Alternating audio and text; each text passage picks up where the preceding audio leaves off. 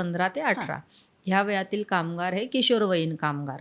मग ह्या किशोरवयीन कामगारांसाठी रेग्युलेशन ह्या कायद्यामध्ये दिलेलं आहे. म्हणजे 14 वर्षाखालील बाल कामगाराने किंवा बालकाने कामगार म्हणून काम करण्यास पूर्ण प्रतिबंध.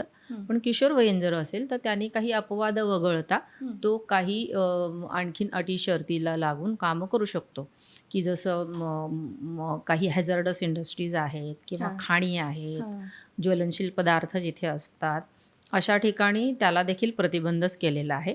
पण त्या व्यतिरिक्त काही कामं असतील की ज्याच्यामध्ये थोडीफार अंगमेहनत असेल परंतु ते धोकादायक नसतील, असे काही उद्योग मध्ये ती मुलं काम करू शकतात. म्हणजे जसं आपण पूर्वीपासून बघत आलो ना मुलांना, की कंगवा आणि शिक्का वगैरे अशा पद्धतीचे पेपर टाकणं असेल, दुधाची लाईन घालणं असेल, तर अशी कामंही साधारणपणे किशोरवयीन कामगार हा आता करू शकतो आहे.